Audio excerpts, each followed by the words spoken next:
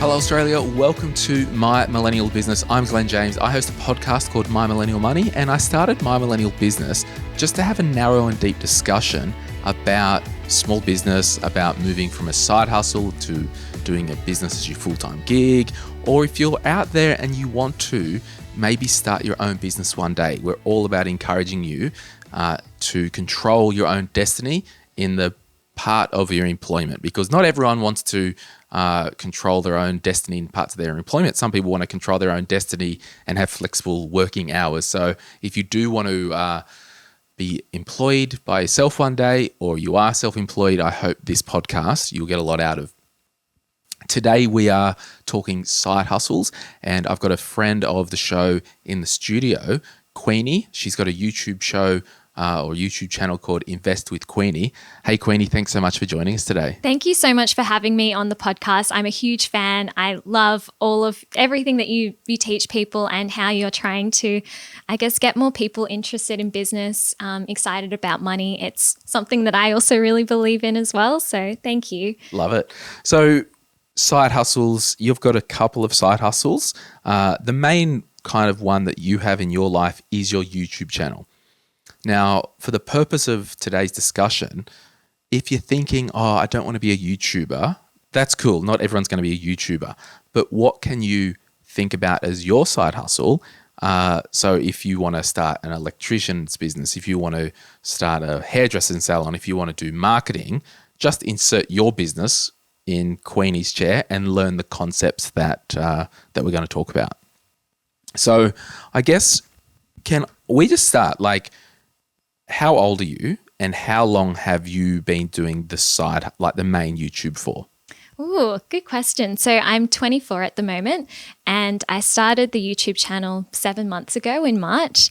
And I've always been really passionate about money and personal finance. And I think the real turning point for me was honestly just seeing so many people losing their jobs during that time. It really broke my heart. And I felt very lucky and grateful that I wasn't in a position where I was struggling financially anymore.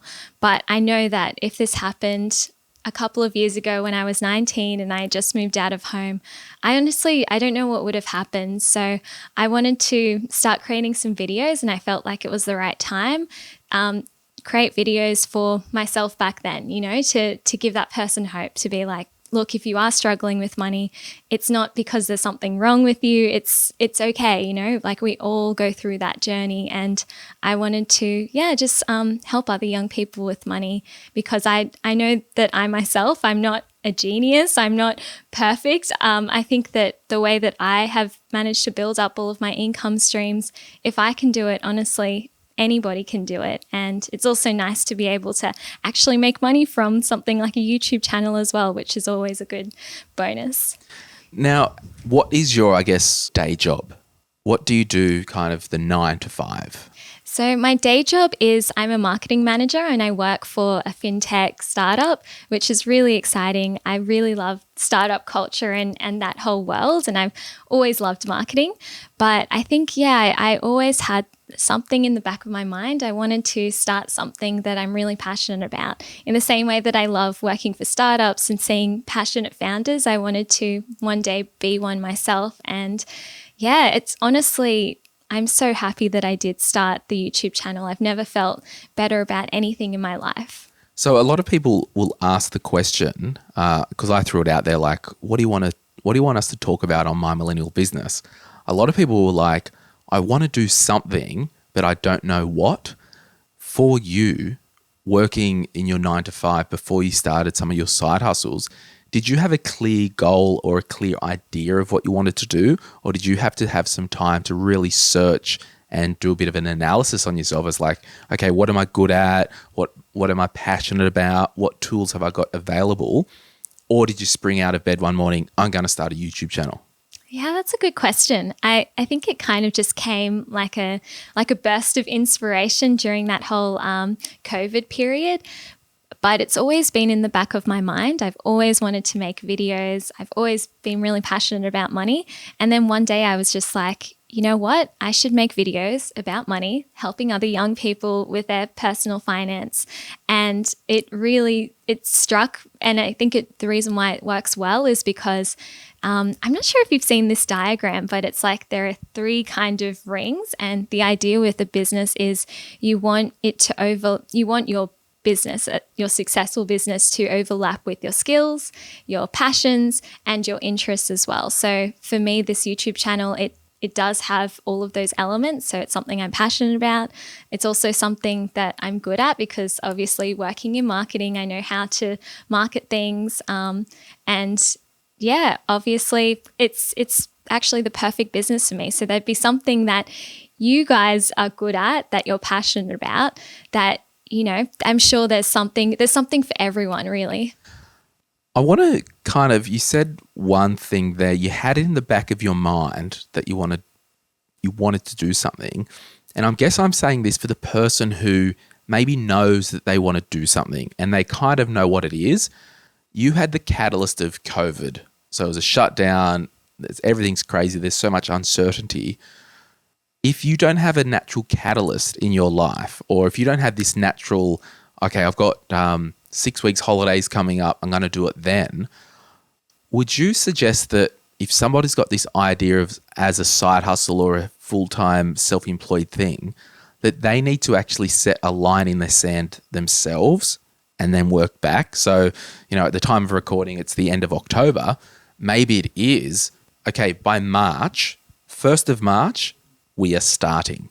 And then we need to go back and say February, January, December, November, 4 months, we need to do some prep and start mapping out. Like, what would you say to somebody in those stages if they need to draw that line in the sand to get some traction with their idea?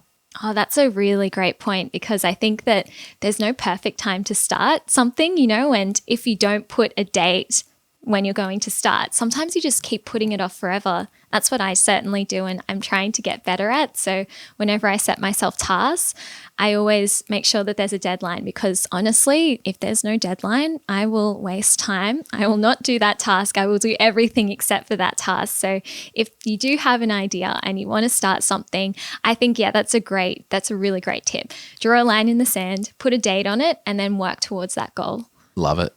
How did you go about straddling this side hustle thing? So what was your first side hustle? Did you do things on the side before you did the big YouTube thing, like little projects, and what were they? Yeah, I started so many little side hustles, and I think that also gave me a bit of courage, because obviously a lot of businesses fail, you know, but I think that it's still important to try, you know, even if your business fails, you'll learn so many things out of that business that failed that will help you with your next business.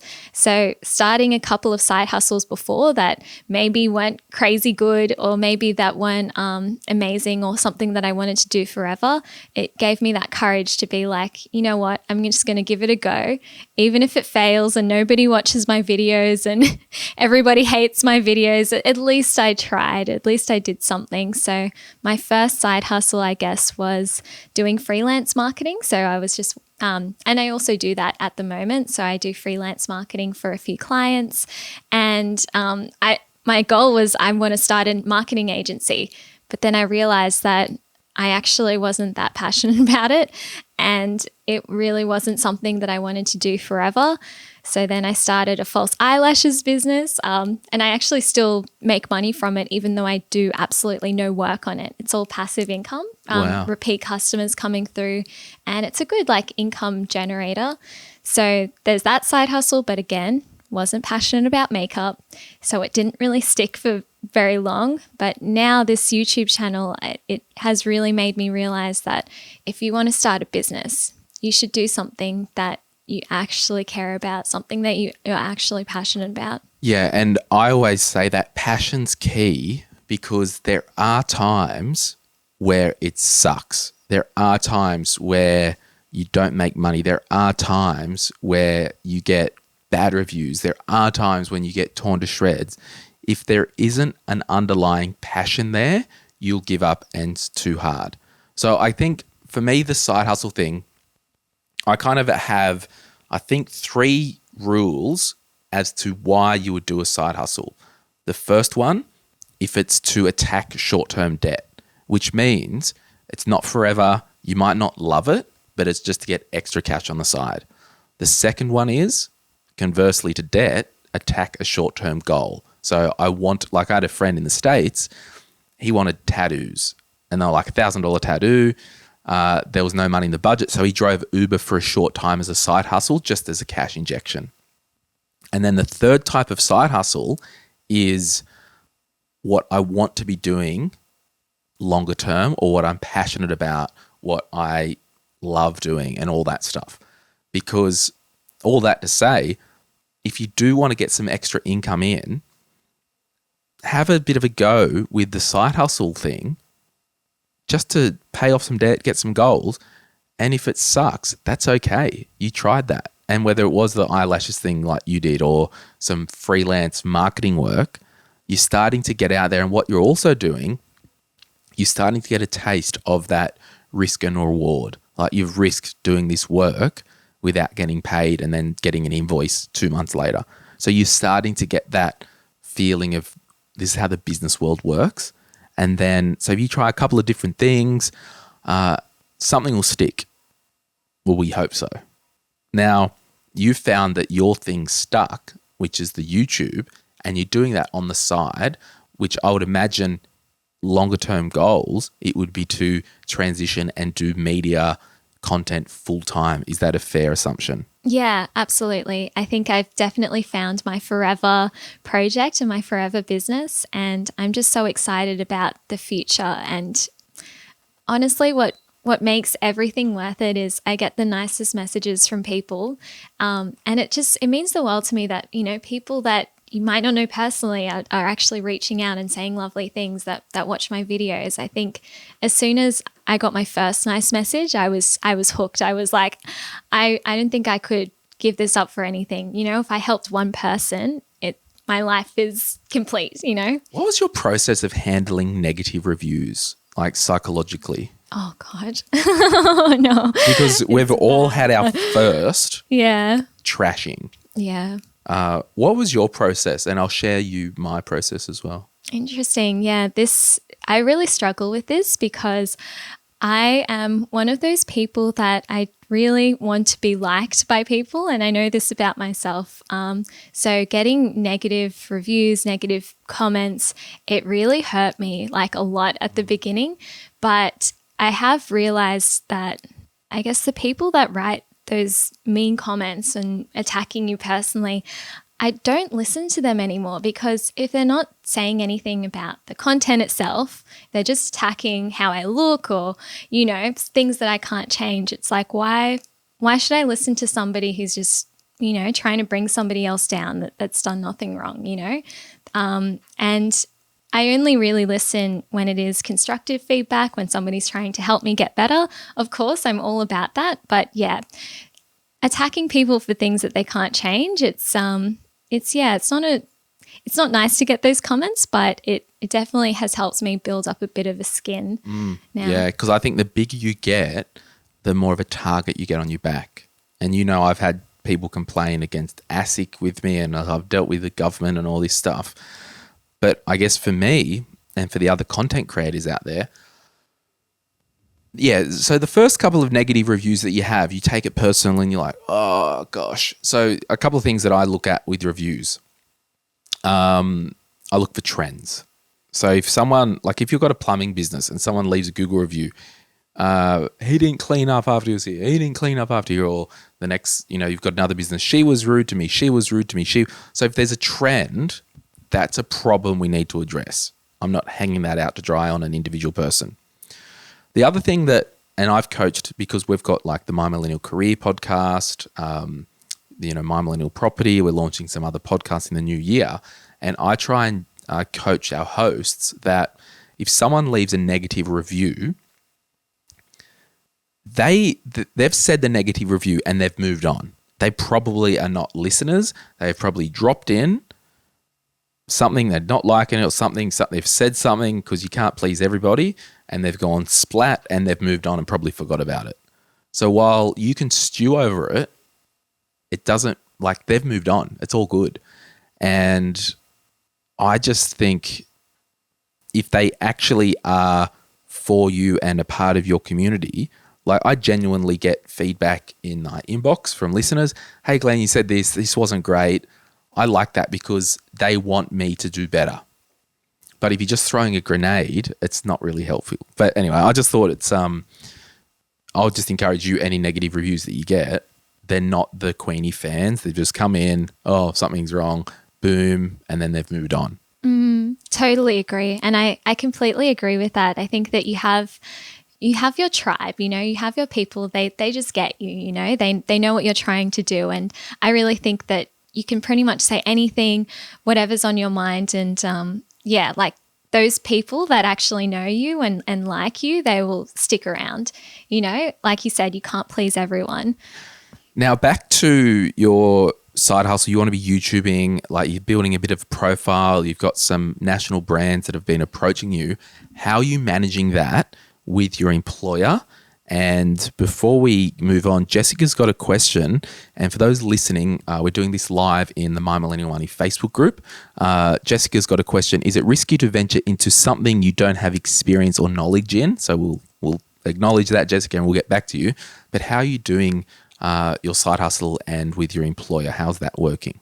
Yeah, so I was completely open about it with my employer. It's not something that I want to hide from anybody, because I think, the more you try to hide something, it will just come out, you know? So I just thought, just going to bite the bullet. I'm just going to tell everyone that I started this YouTube channel, and I was a little bit nervous. I didn't know what people would think, but they actually love it. And that has just made my day. So sometimes I'm in work meetings and people are talking about my videos, and I even got I spoke to my CEO the other day, and he was saying that, it's amazing that you started this channel, that it's something you're passionate about. Somebody actually sent me one of your videos in the office, and I'm like, it's amazing that they're so supportive of it.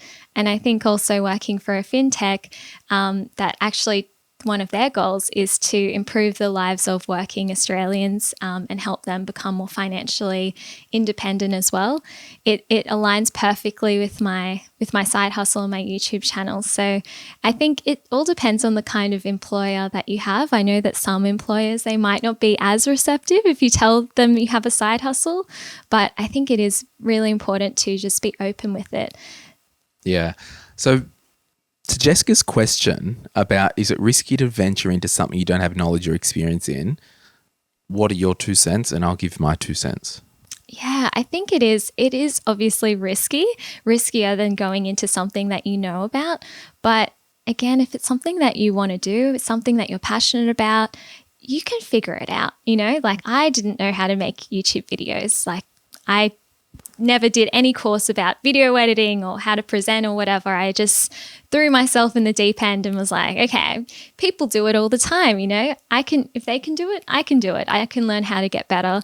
So I think, if it's something that you're passionate about and you want to learn and you want to develop those skills and become better at it, it might be a bit more risky. It will take you a bit more time to learn at the beginning, but I think it's worth it. What about you? I think this whole risk thing with the side hustle, it's completely up to you on what your risk tolerance is. It's something that can be dialed in. And I'll give you an example. Somebody yesterday, one of the followers of My Millennial Money on our Instagram, Steph, she messaged the Instagram about something, replied to a story or liked a story or something. And I'll often like scroll through and see, oh, she's from there or he does that, and just to see kind of where our listeners and community's from. And I saw on her profile, there was a photo of her doing beekeeping. And I love honey. I love the idea of keeping bees. And for me, and we're chatting about that, and for me, it would be risky financially to go and buy all this expensive beekeeping gear and trying to make honey overnight. Could do it, maybe. But if I don't do it, well, I've risked outlaying all this money. So that's kind of dialing it up. Or, because I was talking to her about, oh, you did a course and all that. So, or I could go and just do step by step, go and do a 1-day course, go and do this or be around people. So the time frame might be longer, but it's going to be more of a nicer ramp into the risk. And like with all this My Millennial Money stuff, where we did these podcasts for like a year and a half, and then I'm like, well, we're sitting around here anyway. Let's film it and put it on YouTube. Now, I started with a Canon D, I don't even know what the bloody Canon was, the 300S, or I don't even know, like a $500, $400 Canon digital SLR. We've now got 4 Blackmagic bodies here worth $2,500 each. All that to say is I didn't start with the pro stuff because that would have been risky because I had no idea how to use it. And we just kind of went at the speed of our learning. And that's the beauty with side hustling. And if you go at the speed of your learning, Jessica, whatever your thing is, if you don't have experience in it, I think the only risk is your time. And we do have to take some risk, but it's just about what type of risk do you want to take. What's your risk, whether it's a money risk, a time risk, or both, and how much of each. But there will be some risk, but there also will be reward. Yeah, absolutely. Couldn't agree more. I actually started making the YouTube videos on my phone, and so the quality was terrible. Started with a cheap mic. You don't have to invest heaps of money at the beginning. I think there's that misconception. You need 10 grand to start a business or a side hustle. That's absolutely not the case. You can start small, like you said. Totally. What are you doing with your, I guess as the last question, because I like to keep these business podcasts a bit shorter. What are you doing with your personal finances and cash flow stuff, tax and all that with your income sources? Yeah, this is something that I've just learned so much about recently. So obviously it's quite difficult having multiple streams of income, also multiple costs for the business and then personally as well. So what I've done is I've set up a trust with my accountant, which is really great because it also helps me manage my own risk associated with my side hustles. So having that trust which owns, all of the income, all of the assets, it's not really connected to me, I think is great. If you're thinking of, if you have a side hustle that you really want to stick with it, I think setting up a trust is something that you could look into. And I also invested in Xero, the accounting software. I've been putting it off for ages. I never wanted to pay for it, but this year I was like, yeah, I definitely need it because it's nice to be able to see all of my expenses and all of my income and just make sure that I'm cash flow positive and I have a separate bank account for my business. I don't touch that money, it's for my business. So I don't use it and go shopping or something like that. All of the expenses that I make are for the business. And that also helps me with tax as well. So I don't get a nasty shock at the end of the year when I have to pay tax for my business. That's something that you always need to factor in. Yeah, yeah. What are you, where do you see yourself in 3 years? I would love to be doing YouTube full time and to be, but maybe even, I was thinking of getting my Australian financial services license as well. I know it's really expensive, but I think, it could be worth doing, and I would love to be able to actually provide financial advice, So I guess general I'll say financial advice. General financial advice. So potentially maybe would love to do it full time. You don't need it though. Yeah, really? Well, I pay for an AFSL, right? Yeah. Australian Financial Services License. Just doing it for optics people, because the nut jobs who complain, they're nut jobs, and ASIC told me I didn't need one. I fall under the media exemption, but I've got one just for optics. Interesting. Anyway, that's a whole other It's a whole other we can do another podcast episode on that. Yeah. But no, I really applaud you for wanting to do that. And I think it's good because what you're doing is, by saying, yes, I want to be licensed for general advice, there could be something in the law that you don't technically need that. But you've gone this, no, I'm doing it properly. This is what we're doing. We're stepping up. This is the real deal, because then can just doing things right from the ground up. So, Thank you. I think we might end it there. It's been a good discussion, and hopefully for those listening, what can you do different in your business life? We've touched on a few things about taking risks. Maybe you've already got a business and you need to grow, there are risks associated with growing your business. So it's not this, I need to take risks and start my side hustle. It's, I've got a business that's happening. What's the next risk I need to take in my business life? And that risk could be, I'm no longer working in the business every day. I'm taking one day a week not to be on the tools, not to be customer facing, and just strategizing on the business itself. Because if you are self-employed, you know, Queenie, you are not a YouTuber. First and foremost, you're a business owner. By the way, we do YouTube content. I'm not a podcaster. Nope. I'm a business owner. By the way, we do podcasts. So that's my challenge to you listening. If you're a painter, take a bloody day off a week, work on the business. If you're a you've got a marketing agency or whatever, take a day off, work on the business. You need to be working on your business if you're a business owner, because you want a job or a business. I know what I want. Yeah, totally agree. I think you need to get that perspective and sometimes take a step back and think, where do I want to take this business? Love it. Thanks so much for popping into the studio. Thanks for joining me on My Millennial Business. You can search for Queenie, Invest with Queenie on YouTube and Instagram as well. You'll find her. Thank you so much for having me. I've really enjoyed chatting with you. No worries. See ya.